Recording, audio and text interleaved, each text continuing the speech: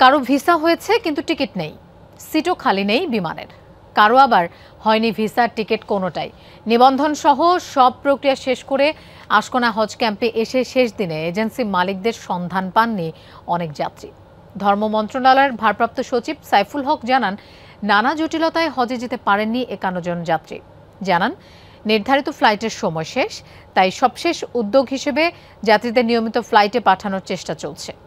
Shea butter, aloe vera ও vitamin E সমৃদ্ধ lily beauty soap. Hatiya উপজেলার সুজলা খাতুন, বয়স ১০৫। জীবনের শেষ বেলায় এসে হজ পালনের মধ্য দিয়ে পূরণ করতে চেয়েছিলেন সারা জীবনের স্বপ্ন, কিন্তু সবই ভেস্তে গেল এজেন্সির প্রতারণায়। নিট করে ব্যাগ আরো তার ব্যাগ দিয়েছে অনিয়ের ভিত্তিতে আঙ্গুরে মাথার বাইরে আজ কদিন কত কষ্ট, কালি সারাদিন বইয়েছিলাম। একই পরিণতি সন্দীপ হাতিয়ার আরও অন্তত ১০ জনের। এখন ফোনও ধরছে না এজেন্সি মালিকরা। আম্মার বিষয়টা হয়েছে, আমার বিষয় হয় নাই।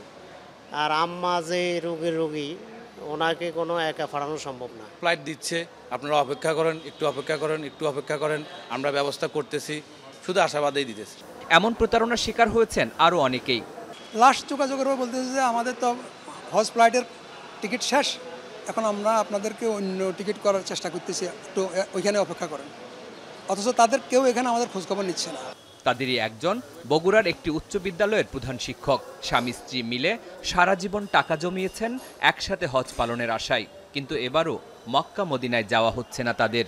এখন জানতেছি আমার ভিসায় হয় নাই, তাই হয়তো যাওয়া হচ্ছে না। আমি আমার ওয়াইফকে ছাড়া কী করে যাবো, আর সেবা আমাকে ছাড়া এই তো বেতাল কানের মধ্যে পড়ে গেছে। আমাদের ৫১ জন হজযাত্রী যেতে পারেনি, তবে ৫১ জনের মধ্যে মহামান্য আদালতের আদেশ বলে গতকাল ৪০ জনের ভিসা করেছে সে এজেন্সি ভিসা করেছে, কিন্তু তারা কোথাও টিকিট পায়নি কোনো এয়ারলাইন্সেই। ফলে তারা যেতে পারছেন না হজ ফ্লাইটে। বিকেল ৩টার কিছু আগে যখন হজ ক্যাম্প থেকে বেরিয়ে যাচ্ছিলেন ভারপ্রাপ্ত ধর্মসচিব সাইফুল হক, তখনও তার কাছে প্রতিকার চান ভুক্তভোগী যাত্রী ও তাদের স্বজনরা। মন দিয়ে তাদের অভিযোগ শোনেন তিনি, আশ্বাস দেন সংকট সমাধানের। বাংলাদেশ বিমানের সঙ্গে আমি এমডি মহোদয়ের সঙ্গে কথা বলেছি, ওনারা চেষ্টা করতেছে। আমি সচিব স্যারের সাথে কথা বলেছি, তা উনি বলেছেন যে বিমান এমডির সাথে তুমি যোগাযোগ করে একটু সমন্বয় করো। সেই সমন্বয়ের জায়গা থেকে সবটুকু করছি, এখন অপেক্ষা করি আমরা, দেখি আল্লাহ কী করে। ৩:৩০টার দিকে নিষ্প্রাণ আশকোনার হজ ক্যাম্প। চলে গেছেন সব কর্মকর্তা কর্মচারীরাও, কিন্তু তখনও হজে যাওয়ার অবিচল আশায় বাইরে বসা ময়মনসিংহের বেশ কয়েকজন। আশা করতেছি আজ ৫ বছর ধরে চেষ্টা করতেছি যে সোনার মদিনা যাই, আমি দেখবাম, তপ করবাম, হুজুরের রোজাকে সালাম দিয়াম, বুক বড় আশা। সবকিছু আমরা রকি হয়েছে, কিন্তু বিমানের টিকিটের কারণে যেতে পারতেছি না। শেষ দিনে বাংলাদেশ বিমানের কোনো ফ্লাইট ছিল না। যাত্রী পরিবহন করেছে ফ্লাইনাস ও সৌদি এয়ারলাইন্স।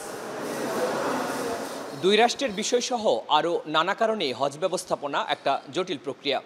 হজের প্রথম ফ্লাইট শুরু হয় ৯ মে, শেষ হয়েছে ১২ জুন। এই সময়ের মধ্যে বেশ কয়েকটি এজেন্সির বিরুদ্ধে প্রতারণার অভিযোগ করেন যাত্রীরা। তারপরও হজ সংশ্লিষ্টরা বলছেন, বিচ্ছিন্ন কিছু অভিযোগ থাকলেও সামগ্রিকভাবে নির্ঝঞ্ঝাট হয়েছে এবারের হজ যাত্রা। শরীফুল ইসলাম খান, যমুনা নিউজ, ঢাকা।